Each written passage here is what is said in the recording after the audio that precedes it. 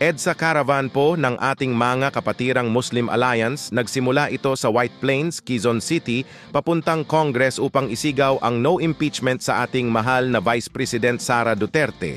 Ito po sa pangunguna ng ating kapatirang Muslim at sa pangunguna nila, dating ASEC ni Pangulong Duterte. Kasama rito si Ka Eric. Ito panoorin natin ang kanilang isinisigaw. So magandang hapon po sa ating lahat. Magandang hapon sa Muslim Alliance. Ito po pinaglalaban natin para sa ating Vice President Inday Sara Duterte na no impeachment. No impeachment. Kaya nandito po kami sa Senado upang ihayag ng Muslim Alliance ang kanilang mga saloobin para sa mamamayang Pilipino at sa buong mundo. Nandito po ngayon si Ka Eric na magsasalita para sa ating mga kababayang Pilipino at sa ating mga kababayang mga Muslim. Magandang hapon sa ating lahat. Makasaysayan ang araw na ito kung saan ang akala ng mga apusadong politiko ay tatahimik ang taong bayan kapag sila ay gumalaw sa pera at poder para tanggalin ang sovereign authority and mandate given by the Filipino people to the Vice President Sara Duterte. Ngayong araw na ito, ang Muslim Alliance to defend the sovereign mandate of the Filipino people given to the Vice President ay naipakita natin with more than 500 participants in more than 200 vehicles in a very rare occasion na ang nagsalita, ang nagbuo ng pagtitipon ay ang mga Muslim brothers and sisters natin.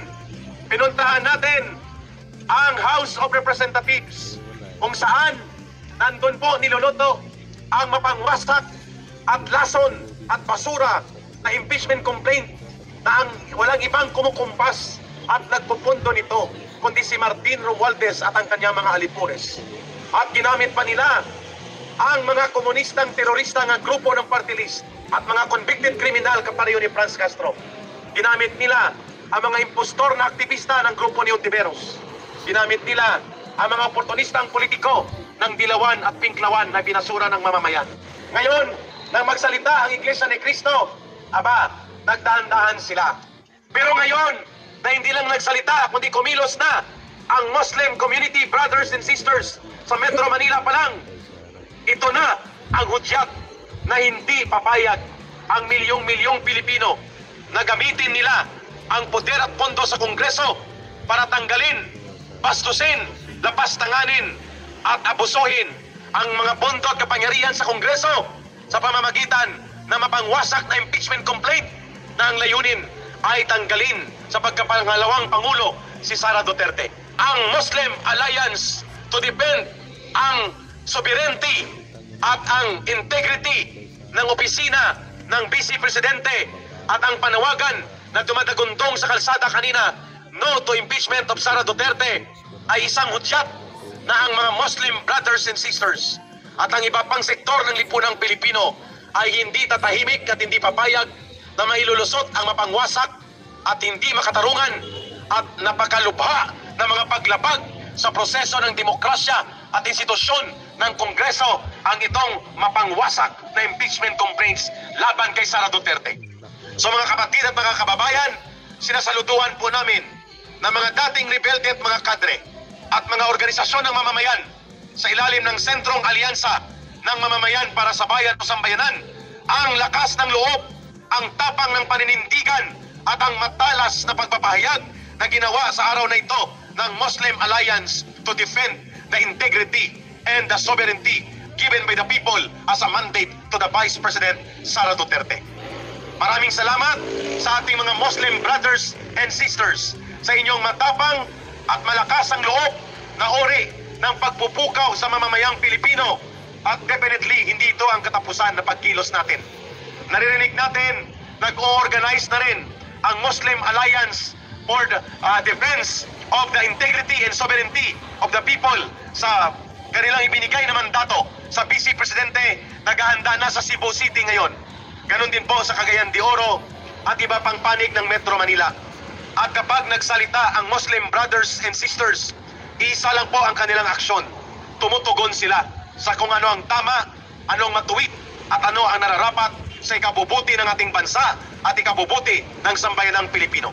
Muli, ito ay hudyat kina Martin Romualdez, kay Bongbong Marcos Jr., sa mga halipores nilang mga komunistang terorista, at sa lahat ng nagpapagamit dito sa abusadong taktika ng impeachment laban kay Sara Duterte. Hindi kayo titigilan ng pagpapahayag at pagtutol ng sambayanang Pilipino. Muslim Alliance ang inyong nakita ngayon, at sa susunod na mga araw, mas malawak pa na mga sektor ng lipunang Pilipino ang sasabay dito.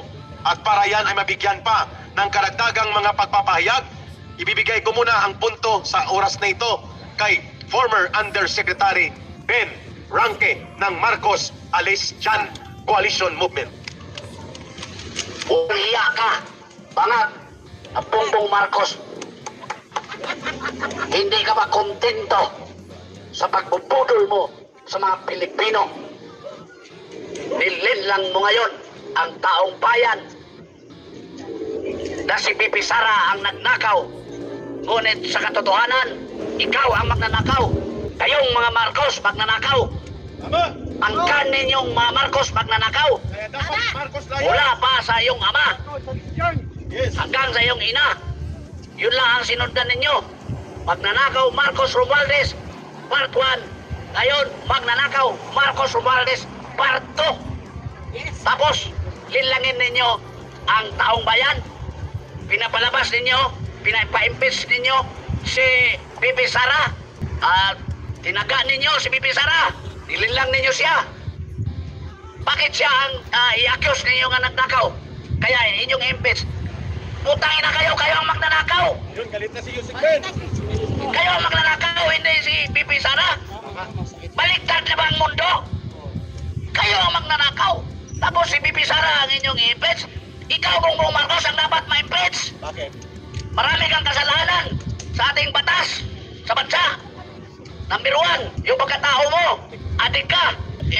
Kaya nga nagkaroon ng leadership crisis dyan sa Malacanang. Kaya iba-iba nang nagdesisyon sa pagpatakbo sa gobyerno sa Pilipinas.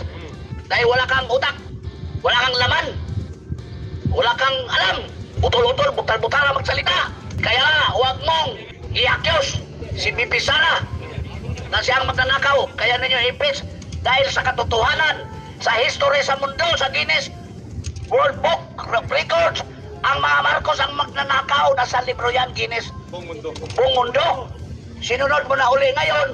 Dahil nandyan ka, pinudol mo kaming lahat. Pagkatapos, i-accuse mo si Bibi Sara na siyang magnanakaw. Ikaw ang magnanakaw.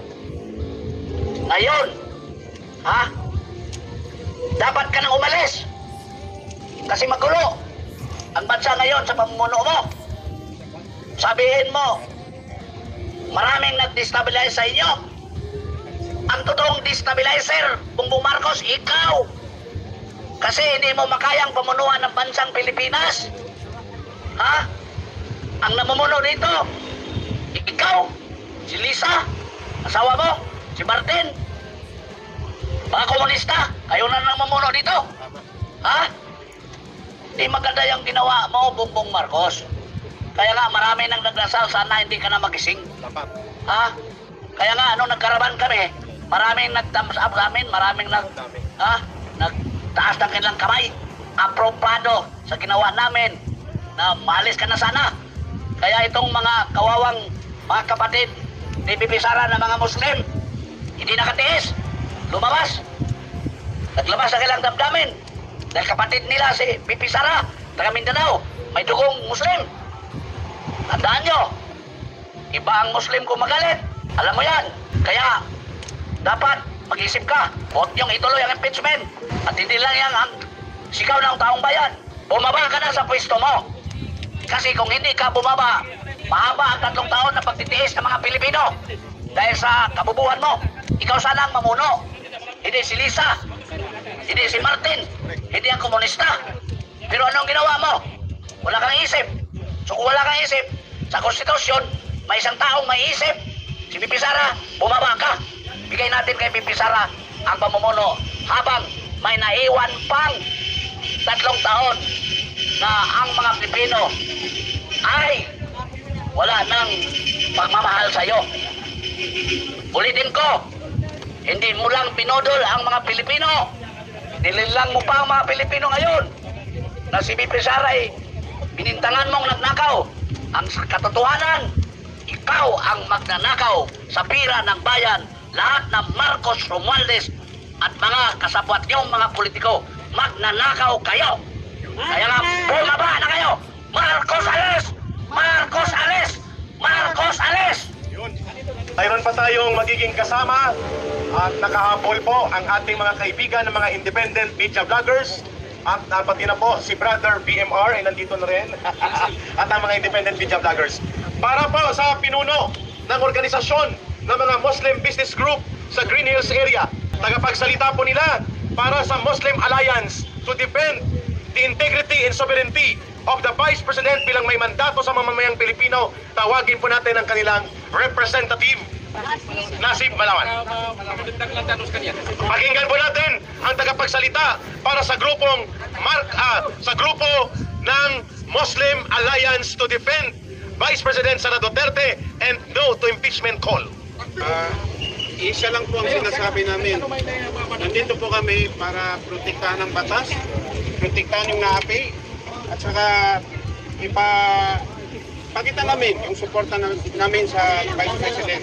Dahil po hindi impeachable yan. Kanina nagsalita ko doon, si BMR at sa mga kasama natin, sinabi ko na po na kami ay nagkaisa, yung Muslim Alliance, sa pamumuno ng former mayor si Akhtar Marmar, at saka yung former mayor na chairman sa board, si Mayor Moti Mariano, yung vice president ng internal, si Sultan Jerry Magarang, at saka yung external, Durao, vice president po yun, saka yung secretary general, yung Yasin Salik.